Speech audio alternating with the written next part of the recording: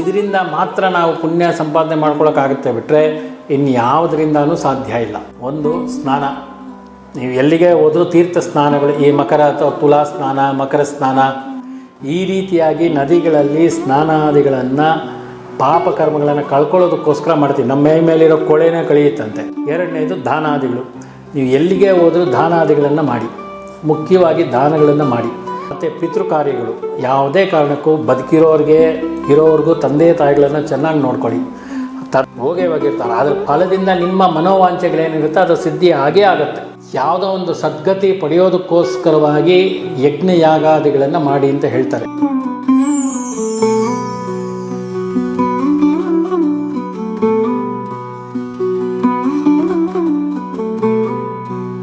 ಇನ್ನೊಂದು ಈ ಸ್ನಾನಾದಿಗಳು ಅಂತ ಹೇಳಿದೆ.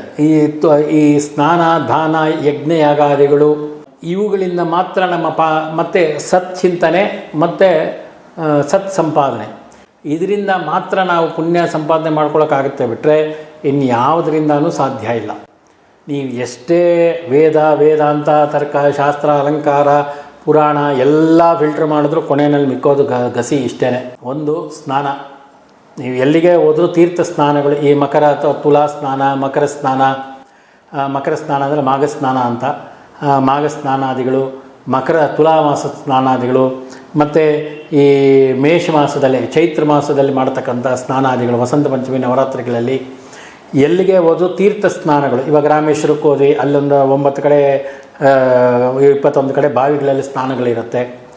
ಈ ತಿರುಚೆಂದೂರಿಗೆ ಹೋದರೆ ಸಮುದ್ರ ಸ್ನಾನ, ಸೇತು ಸ್ನಾನಗಳು ಇವೆಲ್ಲ ಬರುತ್ತಲ್ಲಿ. ಸಮುದ್ರ ಸ್ನಾನ ಮತ್ತು ತೀರ್ಥ ಸ್ನಾನಗಳು. ಇವಾಗ ನೀವು ಕುಕ್ಕೆ ಸುಬ್ರಹ್ಮಣ್ಯಕ್ಕೆ ಹೋದರೆ ಒಳಗಡೆ ಬಾವಿನಲ್ಲಿ ನೀರು ಹಾಕ್ತಾರೆ, ತೀರ್ಥ ಸ್ನಾನ ಇದೆ. ಕುಮಾರಧಾರವಾರದಲ್ಲಿ ಸ್ನಾನ ಇದೆ. ಈ ರೀತಿಯಾಗಿ ನದಿಗಳಲ್ಲಿ ಸ್ನಾನಾದಿಗಳನ್ನು ಪಾಪಕರ್ಮಗಳನ್ನು ಕಳ್ಕೊಳ್ಳೋದಕ್ಕೋಸ್ಕರ ಮಾಡ್ತೀವಿ. ನಮ್ಮ ಮೈ ಮೇಲಿರೋ ಕೊಳೆನೇ ಕಳೆಯುತ್ತಂತೆ. ಇರೋ ದುರ್ವಾಸನೆಗಳು, ನಮ್ಮ ದೇಹದಲ್ಲಿರ್ತಕ್ಕಂಥ ಕೆಟ್ಟ ದ್ರವ್ಯಗಳು ಏನೇನು ದೇಹದಿಂದ ಹೊರಗಡೆ ಬರುತ್ತೆ ಎಲ್ಲನೂ ತೊಳೆಯೋದು ನೀರಿಂದಾನೆ. ಇಷ್ಟೆಲ್ಲ ತೊಳಿಬೇಕಾದ್ರೆ ನಮ್ಮ ಪಾಪ ಹೋಗಲ್ವೇ? ಹಾಗಾಗಿ ಸ್ನಾನಾದಿಗಳು. ಎರಡನೇದು ದಾನಾದಿಗಳು, ನೀವು ಎಲ್ಲಿಗೆ ಹೋದರೂ ದಾನಾದಿಗಳನ್ನು ಮಾಡಿ, ಮುಖ್ಯವಾಗಿ ದಾನಗಳನ್ನು ಮಾಡಿ. ಯಾವುದೇ ಕ್ಷೇತ್ರಗಳಿಗೆ ಹೋಗಲಿ, ದೇವಸ್ಥಾನಗಳಿಗೆ ಹೋಗಲಿ, ಅದರಲ್ಲಿ ಗೋದಾನವು ಪ್ರಧಾನವಾಗಿರುತ್ತೆ. ಗೋವಿಗೆ ಆಹಾರವನ್ನು ಕೊಡ್ತಕ್ಕಂಥದ್ದು ಮುಖ್ಯವಾಗಿ ಪರಿಪಾಲನೆ ಮಾಡಿ. ಮತ್ತು ಬೀದಿ ನಾಯಿಗಳಿಗಾಗ್ಬೋದು ಅಥವಾ ಗೋವುಗಳಿಗಾಗ್ಬೋದು, ಈ ರೀತಿಯಾಗಿರ್ತಕ್ಕಂಥ ಸ್ನಾನ ದಾನಾದಿಗಳು ಮುಖ್ಯವಾಗಿ ಮಾಡಲೇಬೇಕಾಗತ್ತೆ. ಮತ್ತು ಪಿತೃಕಾರ್ಯಗಳು, ಯಾವುದೇ ಕಾರಣಕ್ಕೂ ಇರೋವ್ರಿಗೂ ತಂದೆ ತಾಯಿಗಳನ್ನು ಚೆನ್ನಾಗಿ ನೋಡ್ಕೊಳ್ಳಿ. ತದನಂತರ ಪಿತೃಕಾರ್ಯಗಳು ಏನು ಮಾಡಬೇಕೋ ಅದನ್ನು ಶ್ರದ್ಧಾಭಕ್ತಿಗಳಿಂದ ಮಾಡಿ. ಅದು ಮಾಡಲಿಲ್ಲ ಅಂದರೆ ಪ್ರೇತಶಾಪ, ಪಿತೃಶಾಪ, ಮಾತೃಶಾಪ, ಸ್ತ್ರೀ ಶಾಪ ಅಂತೇಳಿ ಜಾತಕಗಳಲ್ಲಿ ಇಷ್ಟು ಬರುತ್ತೆ. ಅದಕ್ಕೆ ನೀವು ಪರಿಹಾರ ಮಾಡೋಷ್ಟೊಳಗಡೆ ಲಕ್ಷಗಟ್ಟಲೆ ಆಗೋಗಿರುತ್ತೆ. ಅದಕ್ಕೆ ಬದಲು ಅದರಲ್ಲಿ ಅರ್ಧ ಖರ್ಚಾಗಲ್ಲ. ಅವ್ರು ಬದುಕಿರೋವ್ರಿಗೆ ಒಂದು ಇಡೀ ಅನ್ನ ಹಾಕಿದ್ರೆ ಪಿತೃಗಳಿಗೆ.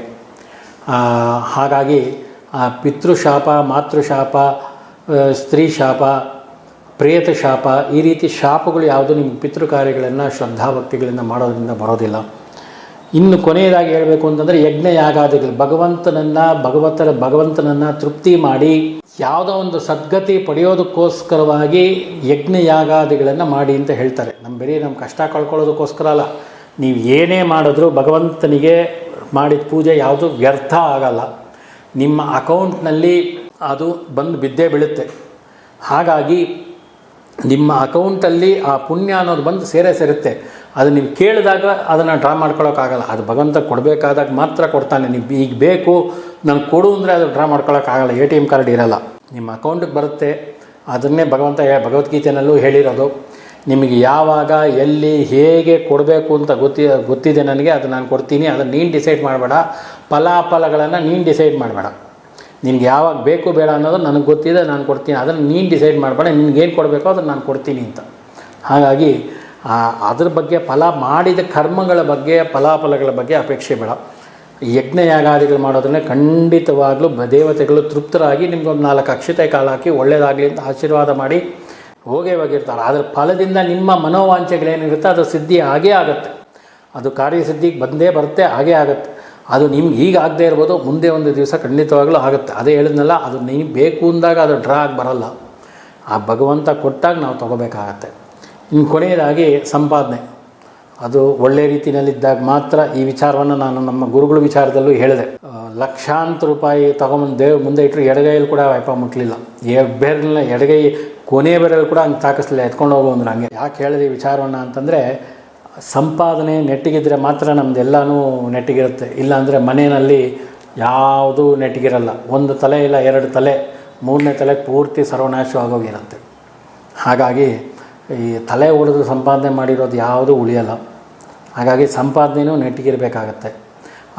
ನಮ್ಮ ಸಂಪಾದನೆ ನಿಮ್ಮ ನೆಟ್ಟಿಗೆ ಸಂಪಾದನೆ ಮಾಡಿದ್ರೆ ನೀವು ಮಾಡ್ಕೊಳ್ಳೋದು ಭಾಳ ಕಷ್ಟ ಇದೆ, ನಾನು ಅದನ್ನು ಖಂಡಿತವಾಗ್ಲೂ ಒಪ್ಕೊಳ್ತೀನಿ. ಆದರೆ ಆ ಸಂಪಾದನೆ ಇದ್ದರೆ ನೆಮ್ಮದಿ ಇರುತ್ತೆ. ನೆಮ್ಮದಿ ಬೇಕು ಅನ್ನೋರು ನಿಮ್ಮ ಸಂಪಾದನೆಯಲ್ಲಿ ಭಗವಂತ ಏನು ಕೊಟ್ಟಿದ್ದಾನೆ ಅಷ್ಟರಲ್ಲಿ ನೀವು ತೃಪ್ತಿ, ಸಾಕು ನನಗಿಷ್ಟು ಅಂತ ನಿಮಗೆ ಯಾವತ್ತು ನಿಮ್ಮ ಮನಸ್ಸಿಗೆ ಬರುತ್ತೋ, ನಿಮ್ಮಂಥ ಆತ್ಮತೃಪ್ತರು ಇನ್ನೊಬ್ಬರು ಇರೋದಿಲ್ಲ ಭೂಲೋಕದಲ್ಲಿ.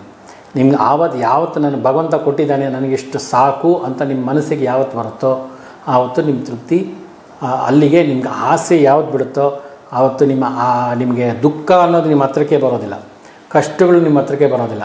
ಈ ಬೇಕು ಬೇಕು ಬೇಕು ಅಂದಾಗಲೇ ಇವೆಲ್ಲ ಬರೋದು. ಹಾಗಾಗಿ ನಿಮ್ಗೆ ಕೊಟ್ಟಿರೋದ್ರಲ್ಲಿ ತೃಪ್ತಿಯಾಗಿರಿ, ನೆಮ್ಮದಿಯಾಗಿರಿ, ಶಾಂತಿಯಾಗಿರಿ. ಇದು ಇನ್ನೊಂದು ಪರಬ್ರಹ್ಮನ ಚಿಂತನೆ ಮಾಡ್ತಾಯಿರಿ. ಅಂದರೆ ಭಗವಂತನ ಚಿಂತನೆ ಯಾವಾಗಲೂ ಇರಲಿ, ನಾಮಸ್ಮರಣೆ ಯಾವಾಗಲೂ ಇರಲಿ. ನಿಮ್ಮ ಕಷ್ಟ ಕಾರ್ಪಣ್ಯ ಅಂದಾಗ ಖಂಡಿತವಾಗಲೂ ಭಗವಂತ ನಿಮ್ಮನ್ನು ಕಾಪಾಡ್ತಾನೆ. ಇದರಲ್ಲಿ ಎರಡು ಮಾತು ಬೇಡ. ಹಾಗಾಗಿ ಇಲ್ಲಿಗೆ ನಾನು ಏನು ಶತಾಪರಾಧಗಳು ಅಂತ ನಿಮಗೆ ಹೇಳಿದ್ದೆ, 100 ವಿಧವಾಗಿರ್ತಕ್ಕಂಥ ಸಣ್ಣ ಸಣ್ಣ ಅಪರಾಧಗಳನ್ನು ನಾವು ಮಾಡ್ತೀವಿ ಜೀವನದಲ್ಲಿ. ಚಿಕ್ಕ ಚಿಕ್ಕ ಅಪರಾಧಗಳು, ನಾವು ನಿತ್ಯ ಮಾಡ್ತಕ್ಕಂಥ ಅಪರಾಧಗಳು, ಇದು ನಮ್ಗೆ ಗೊತ್ತಾಗೋದೇ ಇಲ್ಲ. ನಾವು ಈ ಅಪರಾಧಗಳನ್ನು ಮಾಡಬೇಕಾದ್ರೆ ನಾವು ಅಪರಾಧ ಅನ್ನೋದೇ ನಮ್ಗೆ ಗೊತ್ತಿರೋದಿಲ್ಲ. ಅದು ಈ ರೀತಿಯಾಗಿರ್ತಕ್ಕಂಥ ಚಿಕ್ಕ ಚಿಕ್ಕ ವಿಷಯಗಳು ನಾವು ಭಾಳಷ್ಟು ನೆಗ್ಲೆಕ್ಟ್ ಮಾಡ್ತೀವಿ. ನೆಗ್ಲೆಕ್ಟ್ ಮಾಡೋಂಥ ವಿಚಾರ ಅಲ್ಲ, ಇದೆಲ್ಲ ಅಪರಾಧಗಳು. ಇವಾಗ ನಾನು ಏನು ಹೇಳಿದ್ದೀನಿ ಇಷ್ಟೂ ಮಹಾ ಅಪರಾಧಗಳು. ಈ ಅಪರಾಧಗಳನ್ನು ನೀವು ಯಾವತ್ತೂ ಸಣ್ಣ ವಿಷಯ ಆದ್ರೂ ಅದು ನಮ್ಮ ತಲೆಗೆ ಪಾಪದ ರೂಪದಲ್ಲಿ ಬಂದು ಬೆನ್ನೇರುತ್ತೆ. ಹಾಗಾಗಿ ಆ ಪಾಪವನ್ನು ಕಳ್ಕೊಳ್ಳೋದಕ್ಕೆ ಮತ್ತೆ ಇನ್ನೊಂದಷ್ಟು ಖರ್ಚು, ಇನ್ನೊಂದಷ್ಟು ಕಾರ್ಯಕ್ರಮ, ಇನ್ನೊಂದಷ್ಟು ಪೂಜೆಗಳು, ಪುನಸ್ಕಾರಗಳು, ಜಪಗಳು, ತಪಗಳು, ಹೋಮಗಳೆಲ್ಲ ಮಾಡ್ಕೊಂಡು ಹೋಗಬೇಕಾಗತ್ತೆ ಆ ಪ್ರಾಯಶ್ಚಿತ್ತಕ್ಕೋಸ್ಕರ. ಆ ಲೆವೆಲ್ಗೆ ಹೋಗೋದೇ ಬೇಡ. ನೀವು ಪ್ರತಿನಿತ್ಯ ನೀವು ಏನು ಮಾಡ್ಕೊಂಡಿದ್ದೀರಾ, ಮಾಡಬೇಕು ಅಂತಿದ್ದೀರಾ ನಿತ್ಯ ಕರ್ಮಗಳನ್ನು, ಆ ನಿತ್ಯ ಕರ್ಮಗಳಲ್ಲಿ ಆಗ್ತಕ್ಕಂಥ ತಪ್ಪುಗಳನ್ನು ತಿದ್ದುಕೊಂಡು ಕರೆಕ್ಟಾಗಿ ಮಾಡ್ಕೊಂಡು ಹೋಗಿ. ಯಾವುದೇ ಸಮಸ್ಯೆ ಆಗಲ್ಲ, ಎಲ್ಲ ಒಳ್ಳೆಯದಾಗುತ್ತೆ. ಅಮ್ಮನವ್ರು ಎಲ್ಲರಿಗೂ ಒಳ್ಳೇದು ಮಾಡ್ತಾಳೆ. ಹಾಗಾಗಿ ಇಲ್ಲಿಗೆ ನನ್ನ ಈ ಶತಾಪರಾಧಗಳು ಅಂತ ನಾನು ಏನು ಹೇಳಬೇಕು ಅಂತ ಅಂದ್ಕೊಂಡಿದ್ದೆ, ಇಲ್ಲಿಗೆ ನನ್ನ ಈ ಶತಾಪರಾಧಗಳನ್ನು ವಿಚಾರವನ್ನು ಮುಗಿಸ್ತೇನೆ.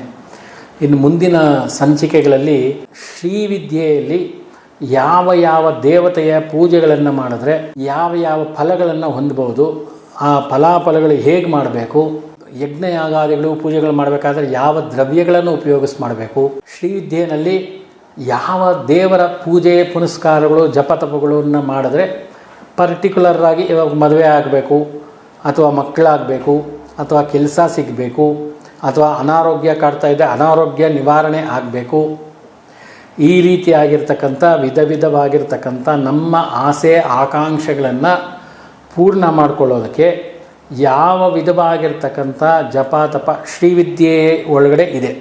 ಜಪ ತಪ ಹೋಮ ಏನಿದೆ ಅದು ಇನ್ ಬಿಟ್ವೀನ್ ಶ್ರೀವಿದ್ಯೆ, ಅಂದರೆ ಶ್ರೀವಿದ್ಯೆಯ ಆವರಣದ ಒಳಗಡೆ ಇರತಕ್ಕಂಥ ದೇವತೆಗಳನ್ನು, ಯಾವ ದೇವತೆಯ ಪೂಜೆ ಪುನಸ್ಕಾರಗಳು ಮಾಡಿದ್ರೆ ನಮ್ಮ ಮನೋವಾಂಛೆಗಳು ಫಲಸಿದ್ಧಿಯಾಗುತ್ತೆ. ಮದುವೆ ಆಗಬೇಕಾ, ಮಕ್ಕಳಾಗಬೇಕಾ, ಅಥವಾ ಕೆಲಸ ಸಿಗಬೇಕಾ, ಅಥವಾ ವಿದ್ಯಾಭ್ಯಾಸ ಮುಂದುವರಿಬೇಕಾ, ಹೆಚ್ಚಿನ ವಿದ್ಯಾಭ್ಯಾಸಕ್ಕಾಗಿ, ಅಥವಾ ಒಳ್ಳೆ ಕೆಲಸ ಸಿಗಬೇಕಾ, ಅಥವಾ ಮನೆ ಕಟ್ತಾ ಇದ್ದೀವಿ, ಮನೆ ಅರ್ಧದಲ್ಲಿ ನಿಂತೋಗಿದೆ, ಅಥವಾ ವಾಮಾಚಾರ ಪ್ರಯೋಗ ಆಗಿದೆಯಾ, ಈ ರೀತಿಯಾಗಿರ್ತಕ್ಕಂಥ ನಾನಾ ವಿಧವಾಗಿರ್ತಕ್ಕಂಥ ಕಷ್ಟ ಕಾರ್ಪಣ್ಯಗಳನ್ನು ನಿವಾರಣೆ ಮಾಡ್ಕೊಳ್ಳೋದಕ್ಕೆ ಯಾವ ದೇವತೆಗಳನ್ನು ಪೂಜೆ ಜಪ ತಪ ಮಾಡಿದ್ರೆ ನಮ್ಮ ಮನೋವಾಂಛ ಫಲ ಸಿದ್ಧಿಯಾಗುತ್ತೆ ಅನ್ನೋದ್ರ ಬಗ್ಗೆ ಮುಂದಿನ ಸಂಚಿಕೆಗಳಲ್ಲಿ ಶ್ರೀವಿದ್ಯಾ ತತ್ವದಲ್ಲಿ ಈ ವಿಚಾರವನ್ನು ನಾನು ನಿಮಗೆ ತಿಳಿಸ್ಕೊಡ್ತೇನೆ.